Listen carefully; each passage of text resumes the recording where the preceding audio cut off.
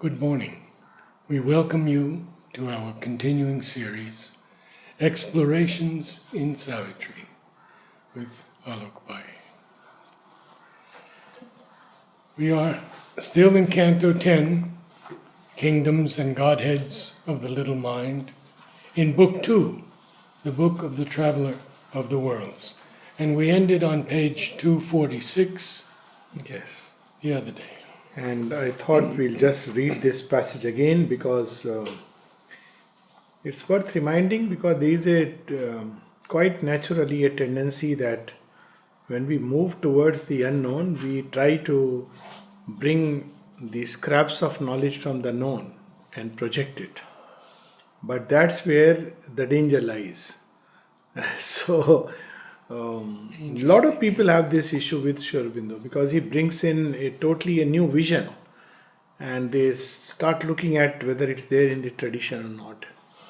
And if there is something which is not there in tradition, then it's like if you find it, it's okay. But when it's not there, the tendency is it cannot be true because it's not there in the tradition. And then it goes on to like this tradition, in our tradition. Now in Hinduism there is a wide tradition. So to that extent it works. But then the next logical step is in my tradition. So that becomes an exclusivity of religions, and it cannot understand or accept any other way of approach which could be there. And that's what we see.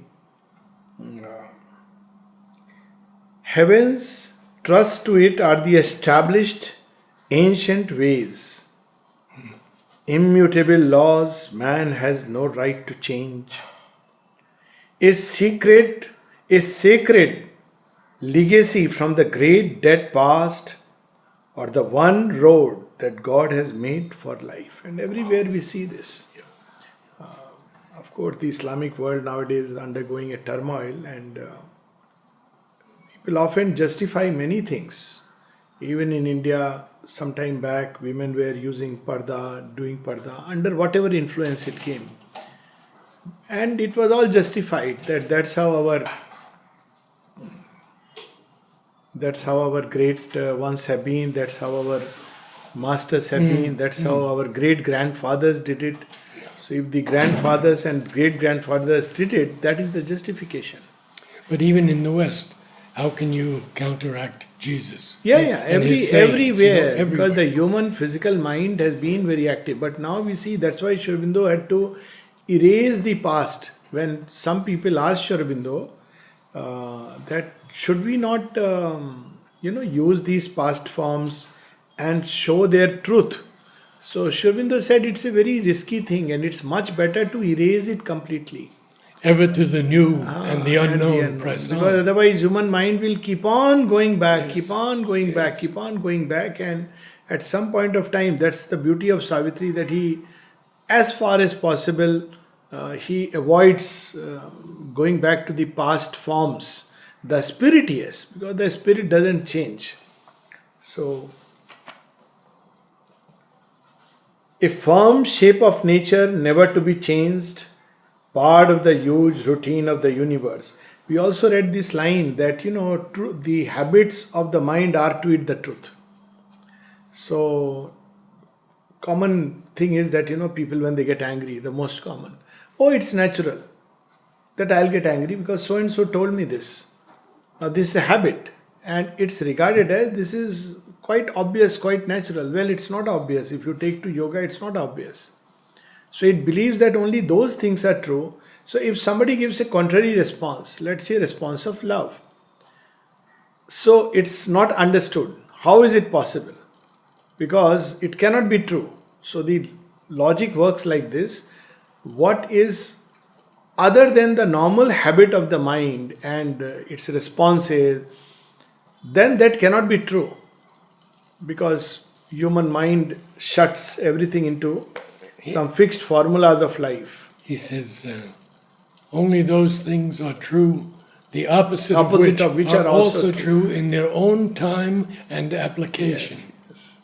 So essentially through all this, Sri Aurobindo is showing us the problem that we encounter when we move forward. The same tradition which was a help becomes a barrier. So recently somebody was there was a WhatsApp picture of some boys who recite the Vedas. Now it's wonderful, they recite the Vedas. I have heard some of them. Now, they preserve the Vedas, is all right, but Vedas should not be limited to, and again, if they recite the Vedas, they wear the same dhoti, they shave off their head, and there was a tika. Now, this is a past form, it's not necessary. I mean, Sri Aurobindo, who is a master of the Vedas, he was not bound to any of these forms. So, this is where we have to understand that by over crystallizing it, we tend to lose the spirit. And that's what he's reminding us. But this is how this mind works. And yet it has its purpose. Traditions have their own role in maintaining the status quo. So when divine wants that things should be just kept, preserved, so he allows this traditional, conventional mind to have a great hold on the human consciousness. But when he must break it apart, then it is not the law of Vishnu, but the law of Shiva which is active. So all these three gods act in, one after another. Vishnu is the great preserver. So he maintains the law. Then Shiva breaks the law. Then Brahma is to come up with some other element in creation for a new Srishti. So now Sri Aurobindo, as always, balances and reminds us why this mind is there. A smile from the preserver of the worlds, sent down of old his guardian mind to earth, that all might stand in their fixed changeless type, and from their secular posture never move. And that is also the big challenge when Mother speaks about the supramental change and she gets the boon. So the great Godhead says this, that it will create a turbulence. Men will be like gods. Right now the gods are there, then human beings, then animals and so on and so forth.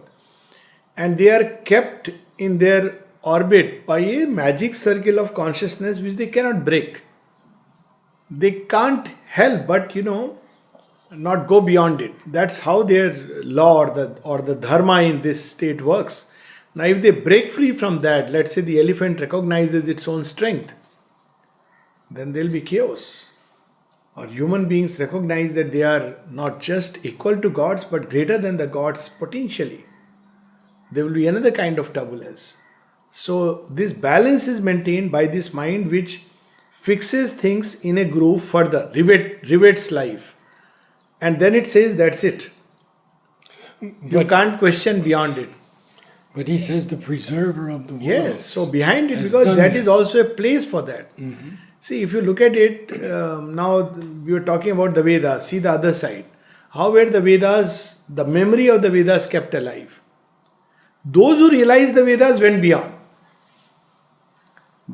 But it was preserved through these boys and girls and men who just memorized it.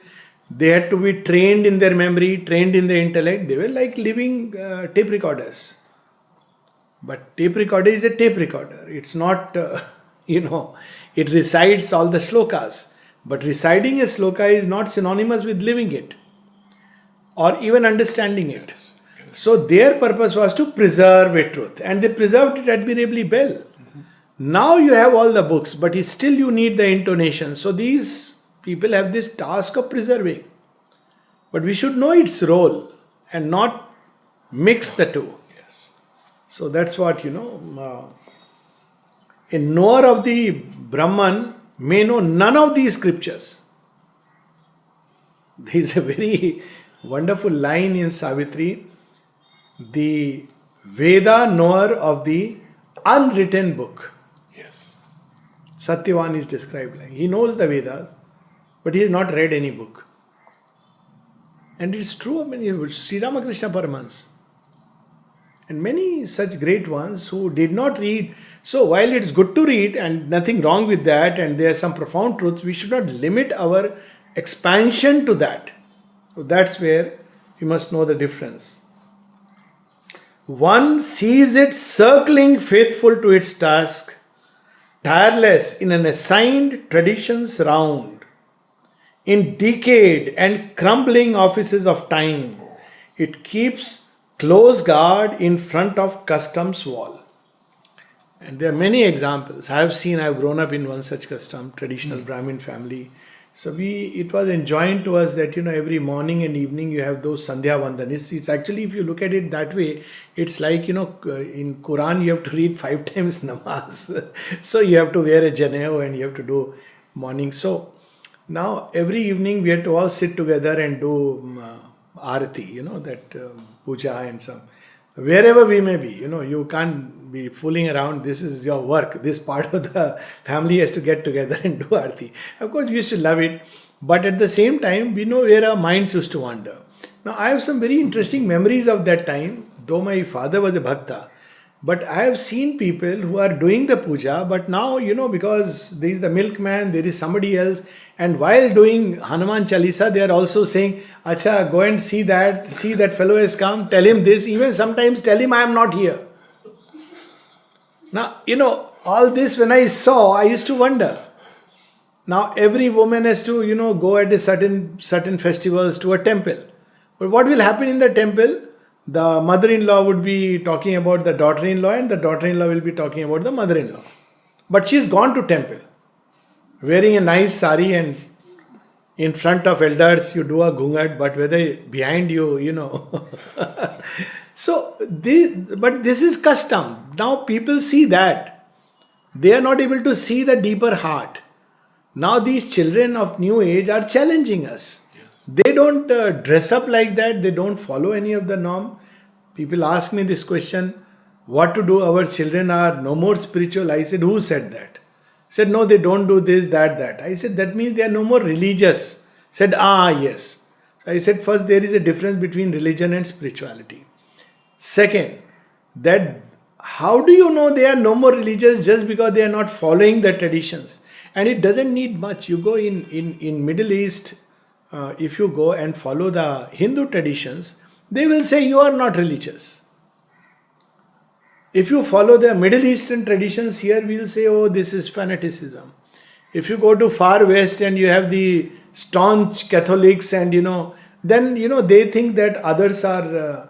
now, which tradition? So, but in each group, it preserves something. Now, the great ones or those who are marked out will pick up that truth and go beyond. When Mother was asked about religions, she said, there are some people who will pick up the great things from their tradition and go beyond. They are marked for it. In every religion, there are some beings who can pick up that kernel and go beyond. But majority remain tied to the form. So, even yesterday we had Guru Nanak's 550th year is going on. A WhatsApp message now naturally, that Sikhism is a great religion because it says, Eko Ham, there is only one.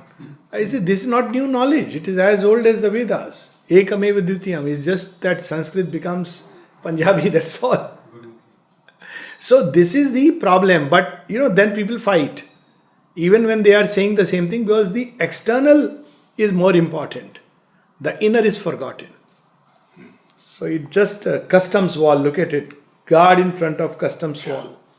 Or in an ancient night's dim environs, it dozes on a little courtyard's stones and barks at every unfamiliar light as at a foe who would break up its home.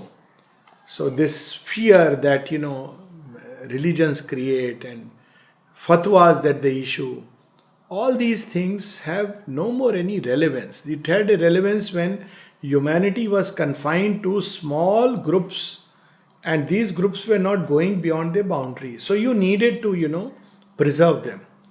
Now humanity is no more confined to any group. It is moving freely all around.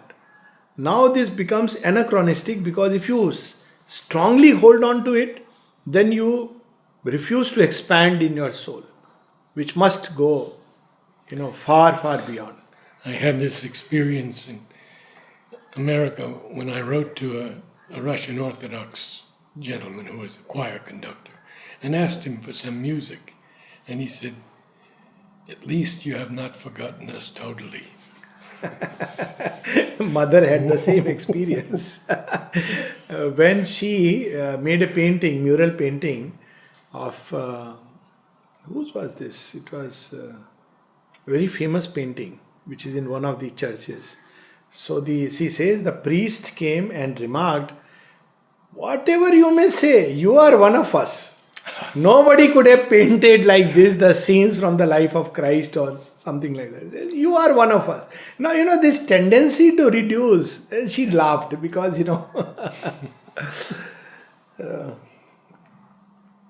but that is the saving grace of India, that always it has recognized that there is beyond religion something, and a realized being is always regarded as greater. This is a big saving grace, though it may look like one small thing, but always it is insisted that beyond the scripture, beyond the word, there is the realization. And when you have it, that all this becomes very secondary.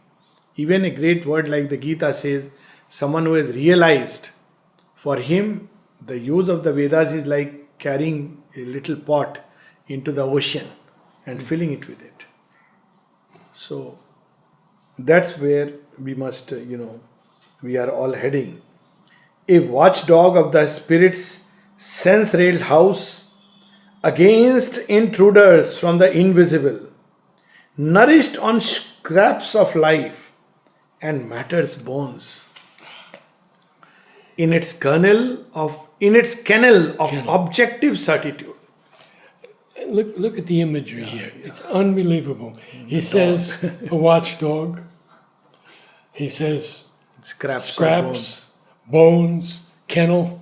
So all the framework. Bones are the Thing framework. is given to us. Yeah. And then he speaks about the kennel of objective certitude. And even barks. Yeah, barks.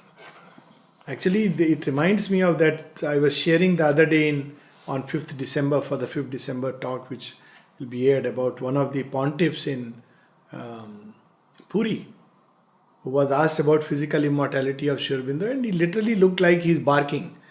And he started quoting, Vedas without the least understanding. So, but objective certitude, because you have read some passages and as if God can't be revealed to somebody who is, cannot speak and cannot read. You use the word pontiff. Yeah. Well.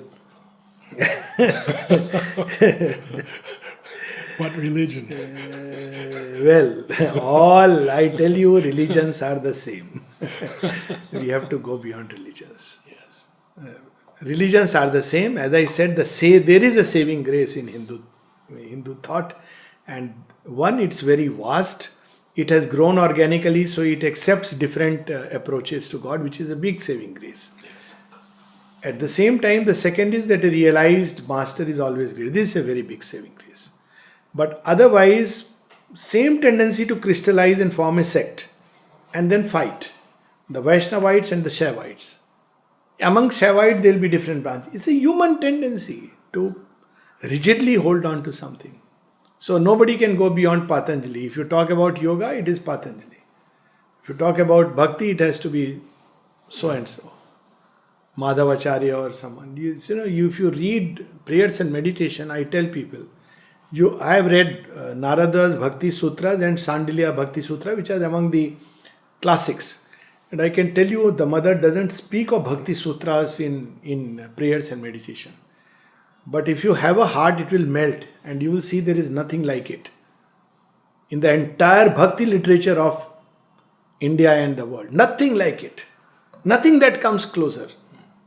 Her whole being has become a hearth, Yagnavedi. What more Bhakti you can have? She has made her whole being an entire, we are still, my hairs stand on end and I am weeping. What Bhakti this is, where there is an entire self-giving. And not for herself and my beloved with whom I will enjoy an eternal companionship, but for the earth where her work is going on. What bhakti there is, you can't imagine anything in the world superior to this if we talk about bhakti. But ask the traditional conventionalist, they would still fall back to that. You want to know about bhakti, read Narada's Bhakti Sutra. They are wonderful, but people who ask me, I say read prayers and meditation. You'll know what bhakti is. And imagine how far she went. After all that, much later she says, well, they were written in a certain state of consciousness. That's, the Divine Mother. And yet behind it stands a cosmic might.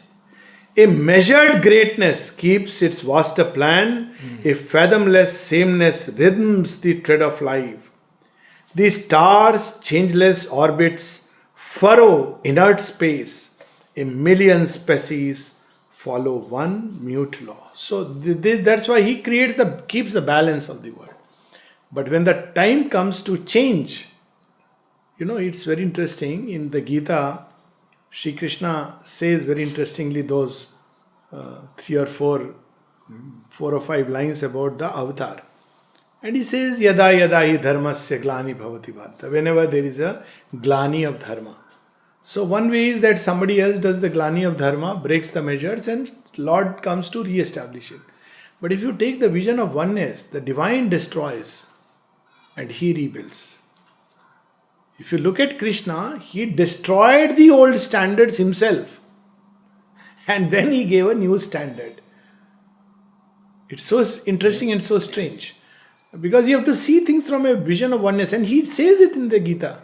I am the one who is destroying this. I am here as the great destroyer. Can you imagine this?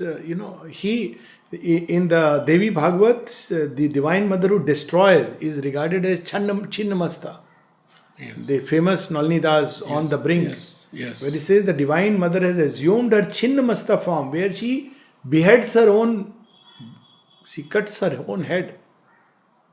And so she builds a form and then she destroys it. So very often people, even here sometimes there is a tendency to hold on to the past. Yes. The only thing worth keeping about the past is the truth of Mother and Sri Aurobindo. Forms are bound to change. But the Mother and Sri Aurobindo are eternal. Yes. And the truth they have brought to earth. All the rest, externalities will change. They are bound to change. You can't just keep it to that. Yes. Because then you will prevent progress. So, so measured greatness. A huge inertness is the world's defense. So, I don't want to change. I don't want to shift. And a fathomless sameness. Yes. Even in change is treasured changelessness. Into inertia, revolution sinks. In a new dress, the old resumes its role. And that's what Sri Aurobindo does not want. The old wine in a new bottle. Yeah. It's a new wine altogether. And they have given the path, they have given the way, and they are there, their help is there. That's all that matters. People ask me often, and I'm sure this may be true of you and many others. Say, oh, you have come, you have joined the ashram. I said, no, I am here for Mother and Sri Aurobindo. That's all. But Mother and Sri Aurobindo are everywhere. I say, yes, but this place has their physical touch and physical stamp. I am a love-mad fellow. She has touched this place. She has walked on this dust. Yes. That's why I am here. Not an institution or something. Institution is fine, it's beautiful. The relevance of an institution is because of Mother and Sri Aurobindo. Otherwise, any other institution could be as good or bad. Its purpose, its relevance is because it is Sri Aurobindo and the Mother's extension. Otherwise, if you take them away, then it has no relevance. But Mother and Sri Aurobindo are eternal. They are the truth. And he said, no new edition of the old fiasco. Yes, absolutely. The energy acts, the stable is its seal. On Shiva's breast is stayed the enormous dance. So this image of Shiva and Kali, the dance of Kali which is destroying time or changing time, and Shiva offers his breast. It's, this is so important a passage to remember because there is a tendency to crystallize things and again begin to form a religion. When Buddha was there, Mother says that Buddha, he was one of the greatest iconoclasts, if I can, say so. And yet she says, even while he was there, a religion had started forming around him. Yes. The mother cautions the same thing. She says, I can see people are trying to form a religion around Sri Aurobindo. And it's, I see all kinds of things. Just yesterday, one child walking inside the ashram, 4.5-year-old child, small child. Somebody at the gate who keeps watch asks. So, something they must have asked. And the child said, twinkle, twinkle, little star. Oh, this is what you have taught the child? Have a heart. If you can't teach something else, don't bring the child here unless you can teach. Maybe some Veda slokas. I mean, there can be height of stupidity. So I told this person, you should have told him, you are given a work, you please do that work faithfully. And then mother's looking down at the samadhi That's time, what she said. and the mother is pressing the child's head against the stone. Oh, yes, that's right. And she's mother never liked this kind of thing. I mean, in the sense that she, and she is so vast, so much love. Now, a child cannot, if a child comes and everybody with do this, do that, before you reach the samadhi, you have to encounter so much. And look at the Divine Mother and her ways. Children used to play Ringa Ringa Roses in her room and below Sri Aurobindo's room. And then she, only one day, here they played, she said, in afternoon make a little less sound. Why? Why? Because Pavitra is resting. How she would play with the children. Children could go freely, like these, adopted child, of course. He was narrating how she would go for work and he would be playing outside because, mothers, how can you take the child to the mother? And mother one day managed to see because the ball came inside. Say, it's my child, so I have left him out. Why have you left him outside? Bring him in. So he goes inside and starts playing. And mother gives him chocolates in a bag. And she says, wait, don't eat it alone, share it with everybody. Don't throw the wrapper anywhere. Original cleanliness. And you bring back the bag, then I will give you more chocolates. Oh, see how much. Can we imagine that love for a child? And now you see a child as if he has become a big disturbance and a nuisance. So this state of consciousness we have to embody, not just an external rigid form. Yes, there are limits. You need to understand somebody can't be, a drunkard walking inside. Though whereas these people will also go. But I can understand if somebody is creating a nuisance. But we crystallize the external form and eventually your truth begins to escape it.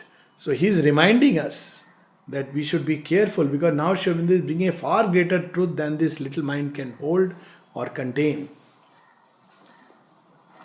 Therefore, to break it comes another kind of, we have the rebel who arise. So everywhere you will see children who revolt. Now these rebels are necessary. Sri Aurobindo describes in Essays on the Gita, the rebel comes even because there is a defect in the Shastra, the rebel comes and he destroys the Shastra. And he is allowed that freedom because something new has to come.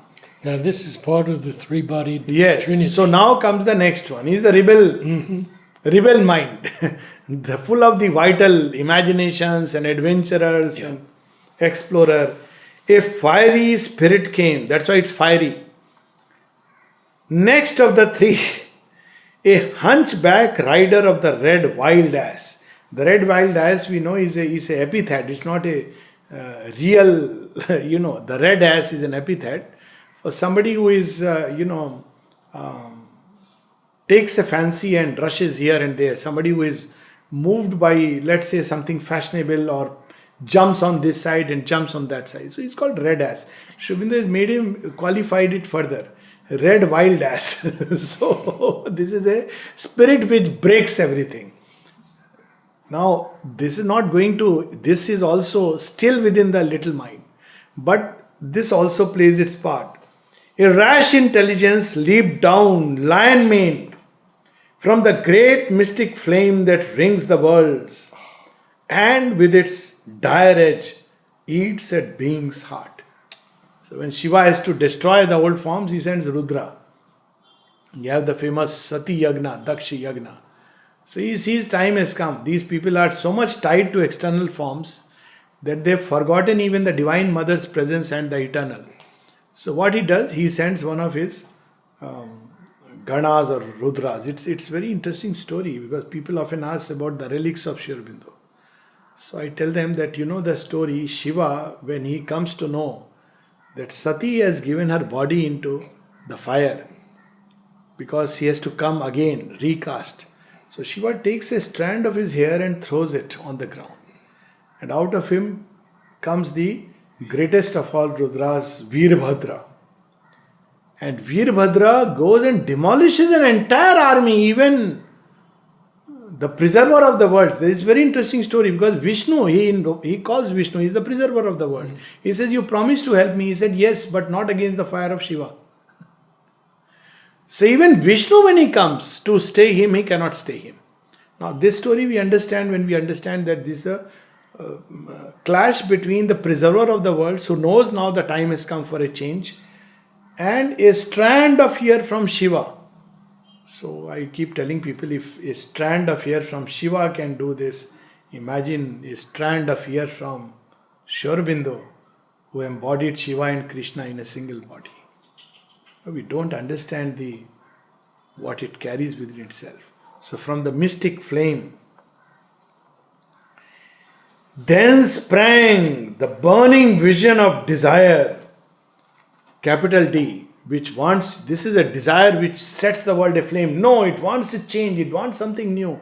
In ignorance, that is how it works.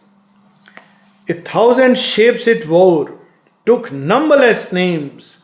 A need of multitude and uncertainty pricks it forever to pursue the one. It still wants to find the one, but it wants it in many ways, many forms.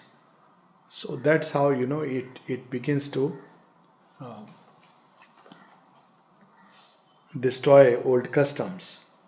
On countless roads across the vast of time, through circuits of unending difference, it burns all breasts with an ambiguous fire. Because it can take you to heaven, it can take you to hell. It's an ambiguous fire. It's a rash intelligence, a fiery spirit. Its purpose is to destroy tradition, but it doesn't have the vision of the new. That's what we see now. It destroys the old, but it's not empowered to create the new. For that, somebody else, something else has to come. But that's its whole purpose. A radiance gleaming on a murky stream, it flamed towards heaven, then sank and gulfed towards hell. You see, this is a classic description when this pop music came, Beatles and all the rest. And Mother remarked that they are the barbarians of the new world, hearing some notes in the music. Look at it, very interesting. On one side, they were destroying the old measures and reshaping human thought, the entire flower children and counterculture movement which came around. Everywhere it took place without these names, but in different ways.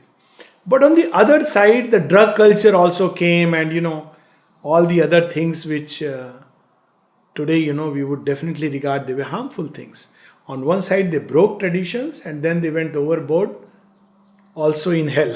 Barbarians of the New World. Now, both of these have gone into the background, and humanity is now looking forward towards a greater sun. At least many have been chastened by that whole experience. Yes. But that experience was necessary to break the old customs, old forms, new forms of music, as you were saying. New forms in everything are beginning to emerge. Well, they would be now. They have their place and they have been kept at that place. But at one point of time, I'm sure you would have known, they were the rulers. I mean, in my college, if somebody had not known the Beatles, he was a primitive fellow. He said, what Mukesh, Muhammad Rafi and Ravi Shankar, and even though Ravi Shankar taught George Harrison. Oh, you have not heard Pink Floyd? I said, well, I have not.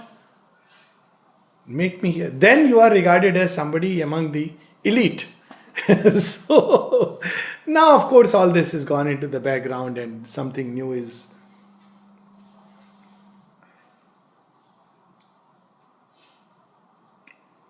A radiance gleaming on a murky stream. It climbed to drag down truth into the mire and used for muddy ends its brilliant force. So many of these people who were fond of this music, they were common thing about all of them was they were very fond of drugs. So in Pune, we knew this in FMC that people who are they would take drugs and start putting this loud music, and it was a cult. So so look at it, something brilliant. If you look at the lyrics, some of the lyrics, they're wonderful. Children of tomorrow and nation without boundaries is a wonderful thing. But look at the other side of it. And it's associated with the drug culture, it's associated with the, it was called pop culture, which was as good as saying no culture. So, free for all and behave as you like. So, look at the irony of it, because this is the fiery spirit which was sent to destroy tradition all over. A huge chameleon, gold and blue and red, turning to black and grey and lurid brown. Hungry it stared from a mottled bough of life to snap up insect joys, its favourite food. The dingy sustenance of a sumptuous frame, nursing the splendid passion of its use. So insect joys, small things, things which it turned towards, as I said, drugs and sexual pleasures and all that. That's the fate of this spirit. But it does a work and it does its. A snake of flame with a dull cloud for tail, followed by a dream brood of glittering thoughts. A lifted head with many tinged flickering crests. It licked at knowledge with a smoky tongue. So many of this phase and these people dabble with spiritual truths. But because of the lack of purification inside, it's turned into something opposite. And that was a big problem. And this kind of a rebel, they pick up, that's a profound truth of the Vedanta, that there is one without a second. And it's a justification for almost anything and everything. Yes, it was a time of free love. Yes. Because there is none else. And There a is time one. of excess. Yeah, Tremendous excess. it was needed to break at least hundreds of years of hard tradition. Yes. So this spirit, broke free from that. Now you have, it's not marriage as an institution went away because of this. Now it's if you love, you can stay together. If love is not there, you can leave. So there is an honesty. No more a drag. No more a hypocrisy. No more of, hide and seek game. So it served. But yes, it went into an excess. And that's precisely what he's pointing out. A whirlpool sucking in an empty air. It based on vacancy's stupendous claims. In nothingness born to nothingness returned. Yet all the time unwittingly it drove towards the hidden something that is all. Still seeking for that. But it cannot find by this way. Rebel can destroy, it cannot discover. It cannot new create. At one of the places, Mother says that there are two kinds of forces acting at this point of time on creation. One is the forces which are destroying things. And she says they'll be gone. You can't keep it because it's the decree. And the other which is creating, new constructing. So she says, but it's up to you which type of forces you want to align with. So there are instruments which are just destroying the past. And they are needed in their own right. But we as children of Mother have to participate in the new creation and not the old destruction. This is a very subtle line that is necessary for this. But we have to align with the forces of new creation. We have to conceive new forms, like Janina conceived of a new form. New forms of music, new forms of thought, new forms of speech, new forms of language. He speaks about a child who speaks in the third person, and he says, I could see the rudiment of a new language which is going to come. Whatever her name was, I have forgotten. Let's say it's Lisa. So she writes to mother, Lisa is very unhappy that mother is not seeing her. Now look how she's saying. She's saying, she's not saying I am very happy because you cannot see me. She's writing in third person. As if she is an objective witness to what's happening within her. It's a new form of language. It will start, and already it has started. Ardent to find, incapable to retain, a brilliant instability was its mark. To err its inborn trend, its native cue. That's why it leaps from one place to another. Otherwise, its work will be incomplete. At once to an unreflecting credence prone. So many of these new cults which came up around this period, I don't want to name. California not only gave birth to the Silicon Valley, but it gave birth to many new cults. Because credence, the old is gone, you are destroying, you are looking for anything. So anybody says Hare Rama, Hare Krishna and gives you a nice drag. Oh yes, there finally we have found God. And so on and so forth. Oh, this form of meditation you learn. People went crazy into that. Because it's prone to credence. It destroys the old. Now it doesn't know where to find. So it picks up this, then gets out, picks up that and gets out. So that's how it goes. Entire Rajneesh empire was built on this. He did that. He destroyed the old. He was part of that gang to destroy the old. Another iconoclast. But he didn't have the mandate and the power to new create. There are beings like that. So he didn't know what to new create. Now when the old was destroyed, the whole space was occupied by, if you went to Pune, where his ashram was, you saw that, it was a strange sight, which was pleasant to watch for youngsters who were 17-year-old, but not very safe to emulate. Well, that's oneness of one kind. So it doesn't have the power to new create, but it was a cult, supposed to be a spiritual cult. And there are quite a number of followers. I knew members. So, credence prone. It thought all true that flattered its own hopes. It cherished golden nothings, born of wish. It snatched at the unreal for provender. See, that is the danger when you say that there is nothing. Now, this is something which is very convenient for mankind to believe in. The moment you say there is something, there has to be an effort. The moment where you say, like the Vedas, that there is the one, and there is the law of truth, and this is the law of ignorance, then you are out of your comfort zone. You cannot continue with life just as it is. But if you say, no, there is nothing, there is no God in that sense. It's all nothing else but a play which is happening, all philosophical words. So they snatched at the unreal. Yes. For sustenance. Yes. Provender. Yeah, provender. Yeah. It was there in ancient India also, in Charvak Siddhant, is that only. That there is no divine, there is no creator. This life is only real and matter is the reality. And therefore the logical conclusion was, take loan in plenty, eat, drink and be merry. Don't bother about returning it. Because there is no afterlife. It's a very sound philosophy, logical. If there is no God, it's very logical. But this is a very nice story of Charvak. Charvak has a school of thought in the Bhagavad where it's like secretly, it's a very interesting story. Secretly, he was destroying the work of Vishnu. Again, you see Vishnu as the preserver of the world. But Vishnu manifests as Krishna and builds a new creation during the time of Krishna. So even Kansa consults him. You tell me how to destroy Krishna, because Krishna is not just a being, he is an idea.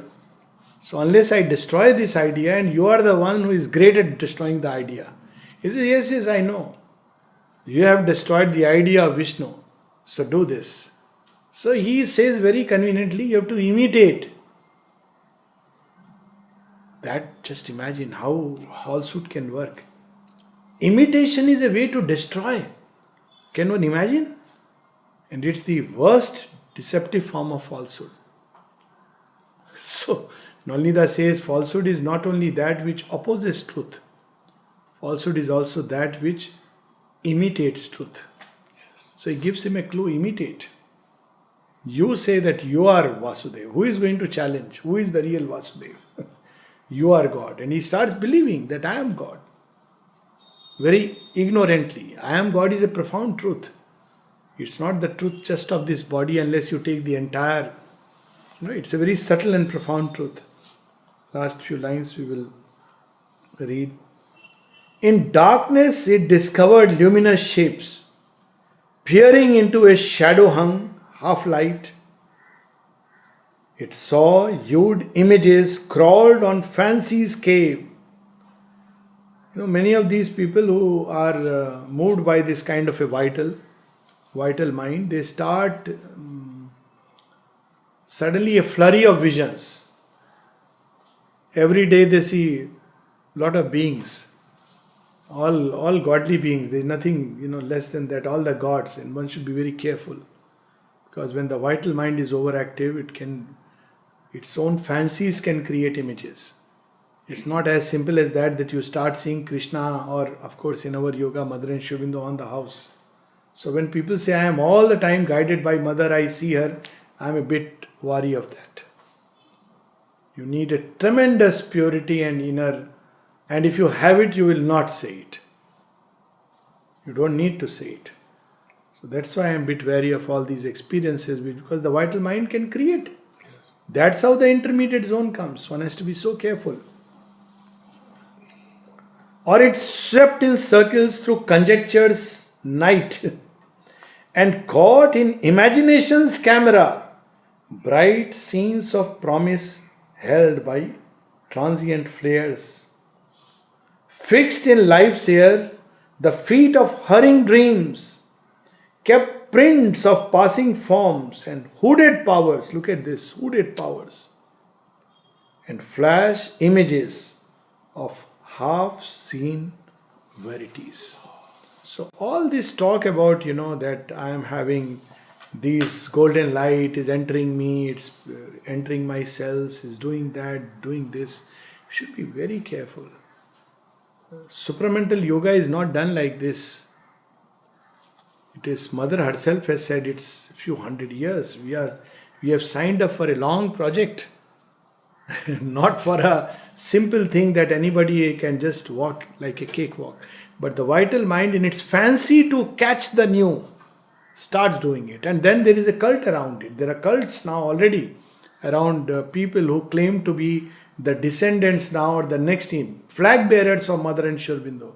They become like gurus, and the people gravitate because they want somebody to physically hold on to, who can give them tathastu, and they have this experience. But the real thing cannot be had like that.